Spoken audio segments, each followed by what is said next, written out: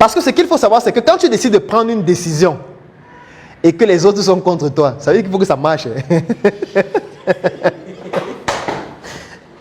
En fait, c'est obligé de marcher.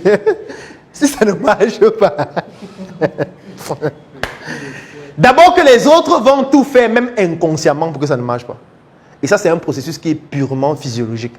Donc, c'est pour ça que je ne peux pas en vouloir à quelqu'un. Ils vont se comporter, même inconsciemment, pour que ça ne marche pas. Quand je dis inconsciemment, ça veut dire quoi? Ça veut dire que quand tu as quelqu'un qui vient tous les matins frustré parce qu'il estime que le bureau que vous avez pris coûte cher, il travaille de manière moins efficace. Il ne se donne pas à fond. Parce qu'au fond de lui, il veut que ça ne marche pas. Même inconsciemment. En fait, il veut à la fin te dire qu'il t'avait dit qu'il ne veut pas prendre le bureau. Sinon... En fait, la phrase là, il a ça au fond de sa tête. Il a envie de te dire cette phrase-là que j'avais bien dit de ne pas prendre ce truc. Tu vois. Sauf que quand chaque jour passe, il n'arrive pas à dire cette phrase, ça l'énerve encore plus. Donc, ce qui fait que dans son travail, ça aura un impact négatif. Il ne va pas se donner à fond. S'il doit prospecter 100 personnes, il va prospecter 25. S'il doit descendre sur le terrain, il va dire qu'il fait chaud. Tu vois. Parce qu'il veut arriver au moment où il va te dire que je t'avais bien dit que le truc s'y est cher. Tu vois. Donc, quand tu prends une décision, tu l'assumes à fond. Je me rappelle un jour, on a un actionnaire de SM qui nous dit pourquoi on a ouvert la boutique à Place, c'est trop cher. Il ne savait pas quoi dire. C'était l'une des rares fois où il ne savait pas quoi dire. Il dit qu'on aurait pu prendre un truc à Mokolo, non, ça aurait été moins cher, une petite boutique simple. Je reste comme ça, je regarde le monsieur et je dis c'est pas possible. Je dis monsieur, nous sommes bien là-bas. Parce que si il commence à t'expliquer maintenant, ça sera qu'il te manque de respect, je suis méprisant, je suis arrogant. Non. Mieux, il te dit juste que monsieur, madame. Tout ce que tu dois réfléchir, ce sur quoi tu dois réfléchir, c'est comment faire pour que ça marche. Ne me dis plus que pourquoi on est là-bas. On est déjà là-bas, point. Je ne sais pas comment on va faire pour rester là-bas, mais on est là. Point final. Parce qu'après, tu avais des gens qui parfois ne comprennent pas ce que vous faites. Ils ne comprennent rien à ce que vous faites. Et du coup, il ne comprend pas que tes décisions sont guidées par des déterminants. Et lui, il voit son problème. C'est pour ça que je dis que le bonheur est égoïste. Lui, il voit juste lui. Il ne voit pas que c'est quelque chose de macro. Moi, je me rappelle, il y a un investisseur qui accélère les gens. Oh, vous portez plainte. Bon, je ne sais pas si c'est un mot qui fait peur. Mais bon, c'est pas grave. Il m'écrit. Il me dit vraiment, vous là, vous êtes les escrocs, les malhonnêtes, machin et tout ça. Vous devez me rembourser, machin et tout. J'ai dit vraiment, monsieur, vous avez raison. Je sais que c'est difficile. La rentrée scolaire, les enfants qui doivent aller à l'école, vous n'avez pas d'argent et tout. Je sais que ce n'est pas quelque chose d'évident. On devrait vous rembourser depuis, ça n'a pas été fait. Et il y a au moins 10 raisons pour lesquelles je peux vous expliquer pourquoi on ne vous a pas remboursé. Mais je vais vous donner juste une seule. C'est vrai qu'en principe, je ne devrais pas le faire parce que c'est confidentiel, mais je vais quand même le faire. Je lui ai envoyé un document.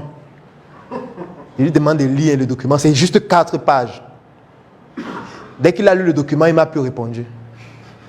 En fait, c'était un document d'un redressement des impôts. 45 millions. Je lui dis que ça, c'est un document parmi au moins 26 qu'il peut vous envoyer pour vous expliquer pourquoi. Ce n'est pas qu'on ne veut pas vous rembourser. Si ça ne dépend que de moi, c'est qu'il te rembourse. Puisque s'il te rembourse, ça augmente ma crédibilité. Je serais content de te rembourser le plus rapidement possible parce que je serais content de dire que mon ami ne te doit rien. Tout le monde est fier de dire ça. Mais j'ai un choix à faire entre prendre une décision qui peut faire que l'entreprise tombe en faillite et prendre une décision qui va pérenniser l'entreprise, qui pourra produire et te rembourser ultérieurement. Je prends quelle décision? Le choix, il est vite fait. Le choix, il est vite fait. Donc, il y a des décisions difficiles à prendre. Moi, je dis souvent que nos chefs d'État, parfois, ils doivent prendre des décisions du style, si tu prends la décision A, il y aura 10 morts. Si tu prends la décision B, il y aura 26 morts. On prend quelle décision? Je suis sûr qu'ils ont des décisions pareilles. Je suis sûr. Des décisions du style, tu dois juste chercher celle où il y aura le moins de morts. Ce n'est pas qu'il ne peut pas avoir le morts, il y aura forcément les morts.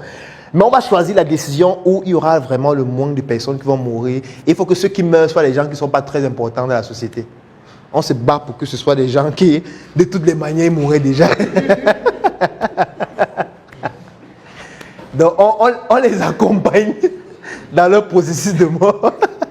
Ils étaient à mort financièrement, mort économiquement, mort spirituellement, mort socialement. Donc maintenant, si on peut les accompagner avec une mort douce qui fait qu'ils partent rapidement, on va les accompagner. C'est difficile, mais c'est ça, prendre des décisions.